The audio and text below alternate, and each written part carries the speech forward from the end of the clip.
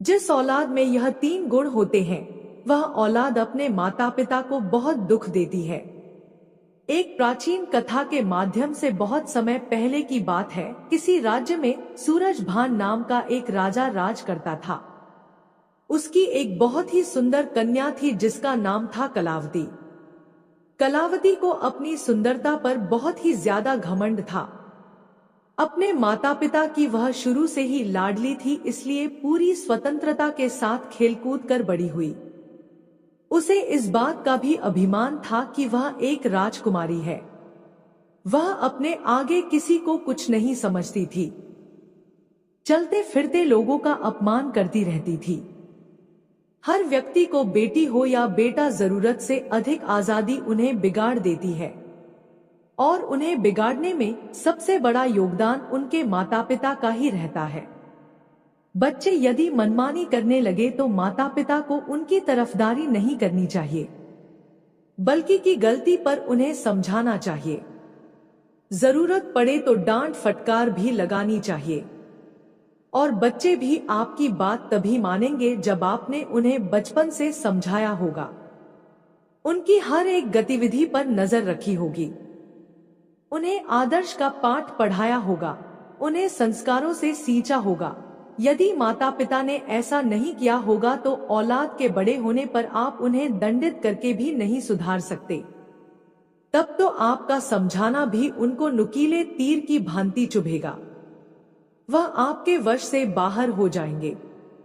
राजा सूरजभान की कन्या जब बड़ी हो गई और विवाह के योग्य हो गई तो उसके लिए शादी के रिश्ते आने लगे।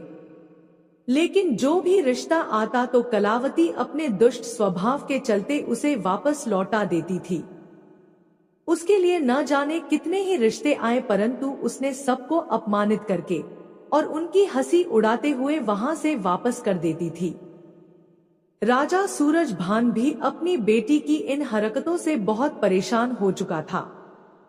फिर एक दिन राजा ने कलावती के लिए अपने राज्य में एक स्वयंवर का आयोजन किया।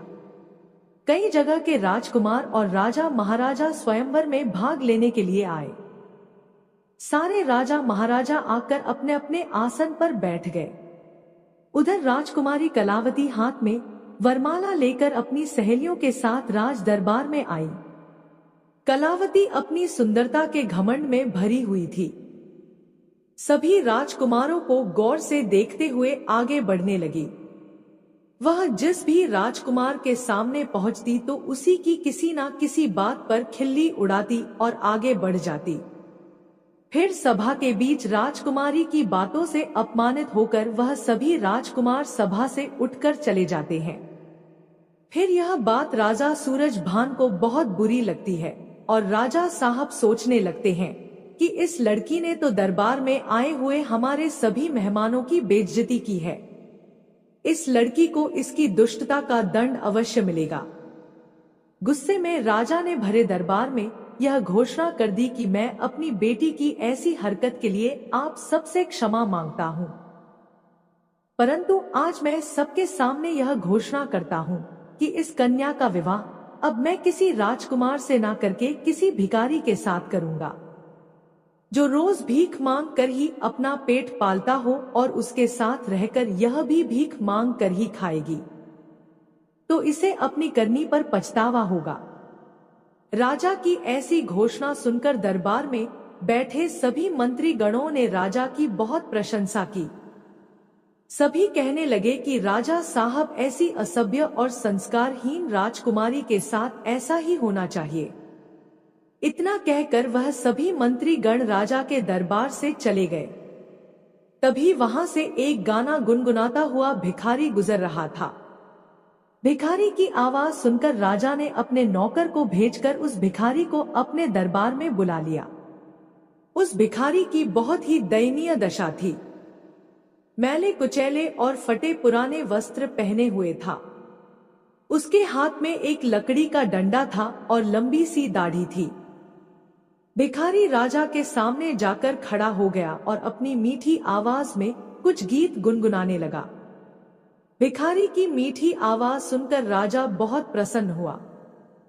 प्रसन्न होकर राजा ने भिखारी से कहा, मैं तुम्हें इनाम के रूप में मेरी बेटी को सौंप रहा हूँ। आज से यह तुम्हारी पत्नी है, तुम इसे अपने साथ ले जाओ और जैसा भी रूखा सूखा मिले तुम स्वयं खाना और इसको भी खिलाना। अपने पिताजी का ऐसा कठोर निर्णय सुनकर कलावती बहुत दुखी हुई कि उसके पिताजी ने यह क्या कर डाला। पहले तो उसने भिखारी के साथ जाने से साफ मना कर दिया, परंतु अपने पिताजी का आदेश था इसलिए उसे विवश होकर भिखारी के साथ जाना पड़ा। राजा सूरजभान ने कहा, बेटी तुमने किसी राजघराने में जाने का अधिकार पूरी तरह से खो दिया है। अब से यह भिखारी ही तुम्हारा पति है, इसी के साथ तुम्हें अब अपना जीवन बिताना पड़ेगा। अगर तुमने इसे धोखा दिया या इसका साथ छोड़ा तो तुम्हें मृत्यु दंड भी दिया जा सकता है। कलावती का विवाह उस भिखारी से करने के बाद उसे अपने घर से विदा कर दिया। कलावती रोती बिलखती भिखारी के साथ चली गई। भिखारी उसे लेकर खुशी खुशी एक जंगल में चला गया।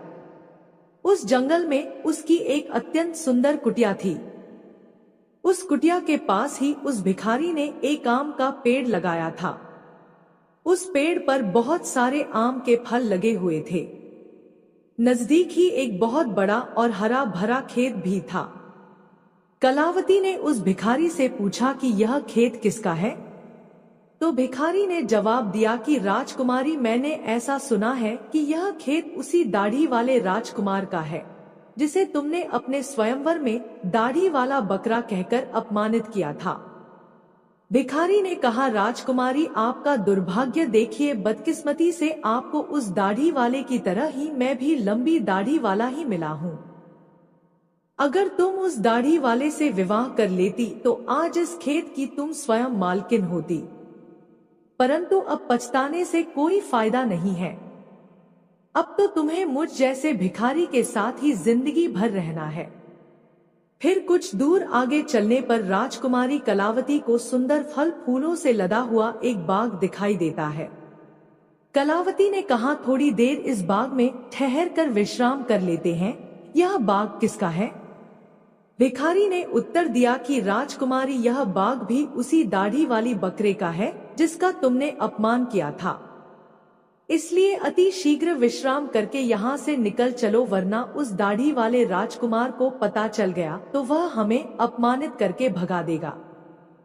सोचो, अगर तुम उससे विवाह कर लेती तो यह बाग भी तुम्हारा होता और मुझ जैसे भिखारी के साथ में नहीं आना पड़ता, परंतु तुम्हारा घमंड ही तुम्हें यहाँ ले आया। इस प्रकार बातें करते हुए दोनों आगे को बढ़ते चले गए। कुछ दूर आगे जाने पर वह एक सुंदर नगर में पहुंचे। ऐसा लग रहा था जैसे वह नगर किसी राजा की राजधानी हो। कलावती ने पूछा, यह नगर किस राजा का है? भिखारी ने उत्तर दिया, राजकुमारी, जितना मुझे जानकारी है यह नगर भी उसी दाढ़ी वाली बकरे का है जिसे तुमने भरी सभा में अपमानित किया था। सोचो, अगर तुमने उससे शादी कर ली होती तो तुम इस नगर की रानी होती और अनेक दासियां तुम्हारी सेवा करती, परंतु अपने रूप के घमंड में आकर तुमने अपनी किस्मत खराब कर ली और मुझ भिखारी के साथ विवाह करके तुमने अपनी जिंदगी को दुखों में धकेल दिया। परंतु अब कर ही क्या सकते हैं, जो होना था सो तो हो गया। भिखारी की बात सुनकर राजकुमारी को बड़ा पश्चाताप होने लगा। राजकुमारी कहने लगी, काश मैंने उसके साथ विवाह कर लिया होता। भिखारी ने कलावती के मुख से ऐसी बातें सुनी तो उसने नाराज होते हुए कहा, राजकुमारी खबरदार, जो अब तुमने दूसरे पुरुष के बारे में सोचा भी तो अब तो तुम केवल मेरी पत्नी हो और मैं ही तुम्हारा पति हूँ। अब महलों के सपने देखना छोड़कर तुम्हें मेरे साथ मेरी झोपड़ी में रहना पड़ेगा। इतना कहकर भिखारी राजकुमारी कलावती को अपनी झोपड़ी के पास ले गया, जो राजा के उस नगर से कुछ दूर एक तालाब के किनारे पर बनी हुई थी। झोपड़ी देखकर कलावती को बड़ा क्रोध आया और कहने लगी, यह कितनी बेकार सी झोपड़ी है, मैं इसमें कैसे रह पाऊंगी? इसमें रहकर मेरा दम घुटेगा। मैं बहुत बड़े महलों की रहने वाली हूँ, इस छोटी सी झोपड़ी में मेरा गुजारा कैसे होगा। भिखारी बोला, राजकुमारी अब आज से यही झोपड़ी तुम्हारा नया घर है। आज से तुम्हें इसी झोपड़ी में रहना पड़ेगा। कलावती ने पूछा कि यहाँ पर तुम्हारा कोई नौकर चाकर दिखाई नहीं दे रहा है? झोपड़ी की साफ सफाई कौन करेगा? भिखारी ने कहा, राजकुमारी यह तुम क्या कह रही हो? मैं कोई राजा महाराजा नहीं हूँ, ना कोई राजा का बड़ा अधिकारी हूँ जो मेरे पास नौकर चाकर होंगे। मैं तो खुद एक भिखारी हूँ। मेरी औकात तो नौकर से भी कम है। झोपड़ी का सारा काम अब तुम्हें और मुझे ही करना है। चलो अब तुम पहले झोपड़ी की साफ सफाई करो, फिर मेरे लिए खाना बनाओ। मुझे बहुत भूख लगी है, चलते चलते मैं थक चुका हूँ। कलावती को भोजन बनाना तो आता ही नहीं था, इसलिए भिखारी और राजकुमारी ने मिलकर उल्टा सीधा खाना बनाया और खाना खाकर दोनों सो गए। अगले दिन भिखारी ने राजकुमारी को जगाया और घर का सारा काम करने को कहा। राजकुमारी पूरे दिन काम करती रही और भिखारी की डांट फटकार सुनती रही। 2-3 दिन इसी तरह से बीत गए। घर में जो कुछ खाने को था वह भी खत्म हो गया। भिखारी बोला, राजकुमारी अब खाने को तो कुछ बचा भी नहीं है। जो कुछ मैंने मांग कर रखा था वह सब खत्म हो चुका है। आगे की जीविका चलाने के लिए हमें कुछ काम करना पड़ेगा। एक काम करो, मैं तुम्हें इस आम के पेड़ से आम तोड़ कर दे दूंगा, तुम इनको बाजार में ले जाकर बेच कर आना। राजकुमारी ने आश्चर्य से कहा, मैं बाजार में आम बेचने जाऊंगी? अगर मुझे किसी ने आम बेचते हुए देख लिया तो वह मेरी हंसी उड़ाएंगे और मुझे बहुत शर्म आएगी। भिखारी बोला, काहे की शर्म, अब तो तुम रानी नहीं हो, अब तुम एक भिखारी की पत्नी हो। शर्म तो तुम्हें तब आती जब तुम उस दाढ़ी वाले की पत्नी होती और वह तुम्हें बाजार में आम बेचने को कहता। अब अगर शर्म ही आती है तो फिर भूखे मरो। मजबूर होकर राजकुमारी बाजार में आम बेचने के लिए चली गई और एक सड़क के किनारे आम रखकर बैठ गई और दिन भर आम बेचती रही। धीरे धीरे उसके आम खूब बिकने लगे। एक दिन की बात है, जब राजकुमारी सड़क पर बैठी आम बेच रही थी, तभी वहां पर एक राजा का सैनिक आता है और वह लात मारकर उसके सारे आम इधर उधर फैला देता है और कहता है, खबरदार, जो रास्ता रोककर आम बेचे तो। उसके सारे आम फूट गए और उसका बहुत नुकसान हो गया था। राजकुमारी को बड़ा दुख हुआ। उसने सारी बात झोपड़ी में आकर भिखारी को बताई कि आज एक राजा के सैनिक ने उसके सारे आम लात मारकर फोड़ डाले। भिखारी ने कहा, तुम बिल्कुल पागल हो, अगर तुम बीच रास्ता रोककर दुकान लगाओगी तो सिपाही तो आम फोड़ेगा ही। तुम्हारी वजह से राहगीरों को वहां से निकलने में तकलीफ हो रही होगी। अब तुमसे यह काम भी ठीक से नहीं होगा। तुम्हें कोई काम बताओ तो तुम उस काम को ठीक से नहीं करती हो। अब मैं जा रहा हूं और तुम्हारे लिए कोई काम तलाश करूंगा। भिखारी गया और राजा के एक बड़े अधिकारी के यहाँ रसोइये का काम तलाश आया। कलावती से कहा कि मैंने तुम्हारे लिए काम की व्यवस्था कर दी है, कल से तुम राज्य कर्मचारियों की रसोई में जाया करोगी और वहां के रसोइयों के साथ मिलकर खाना बनाओगी। वहां से हमें खाने के लिए अच्छा अच्छा भोजन भी मिलता रहेगा। इस प्रकार वह घमंडी राजकुमारी रसोइयों की मददगार बनकर काम करने लगी। वह सुबह से शाम तक रसोइयों के साथ मिलकर काम करती और रात को बचा हुआ खाना अपने घर ले आती। इस तरह दोनों की जिंदगी अब सुकून से कटने लगी। फिर एक दिन की बात है, कलावती रसोई में काम कर रही थी। तभी उसने खिड़की से जाकर देखा तो वहां राजा के महल में कुछ उत्सव होने वाला था। पूरा राजमहल सजाया हुआ था, बड़े बड़े मेहमान आ रहे थे, नौकर चाकर उनका स्वागत कर रहे थे। महल में बड़ी धूमधाम थी। राजकुमारी वह सब देखकर अपनी किस्मत को कोस रही थी।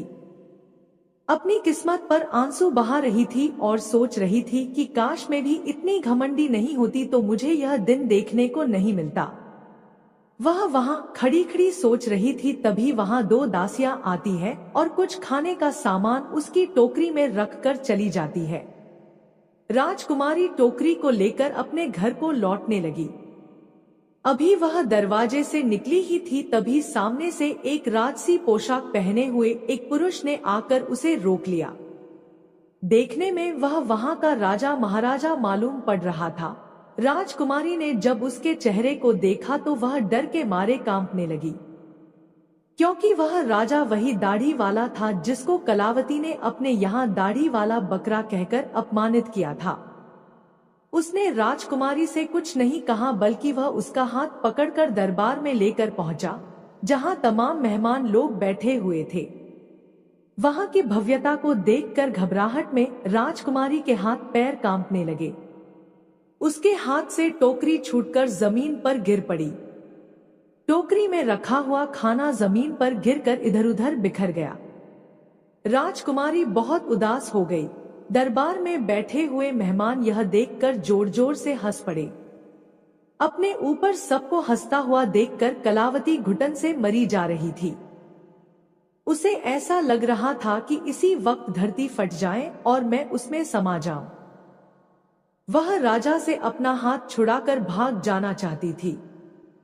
राजा ने उसे रोकते हुए कहा, राजकुमारी घबराओ मत, तुम्हारे साथ कोई अभद्रता का व्यवहार नहीं होगा, बल्कि तुम्हें मैं यहाँ सम्मानित करने के लिए लाया हूँ। मैं वही तुम्हारा भिखारी पति हूँ जो तुम्हारे साथ झोपड़ी में रहता था, और मैं वही सैनिक हूँ जिसने तुम्हारे आम को फोड़ दिए थे। मैं ही यहाँ का राजा हूँ, मैं वही दाढ़ी वाला बकरा हूँ। मैंने तुम्हारे साथ भिखारी बनकर विवाह इसलिए किया था क्योंकि मैं तुम्हें चाहता था, और तुम्हारे पिताजी की प्रतिज्ञा को ध्यान में रखते हुए मुझे भिखारी की वेशभूषा बनानी पड़ी थी।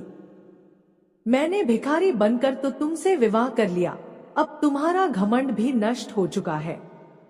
इतने सारे मेहमान हमारे स्वागत में आए हैं, अब मैं तुमसे सम्मान पूर्वक विवाह करूंगा। यह सुनकर राजकुमारी को बड़ी प्रसन्नता हुई और खुशी में उसकी आंखें आंसुओं से भर गई।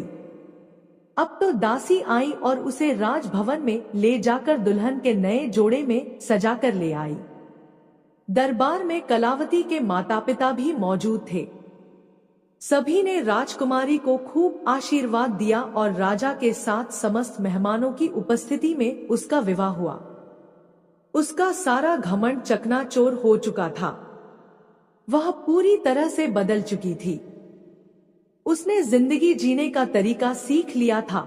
अत्यंत सुख सुविधा में पलकर मनुष्य उन अनुभवों से, उन संस्कारों से अपरिचित रह जाता है जो उसके जीवन में आगे बहुत कष्टदायक होता है।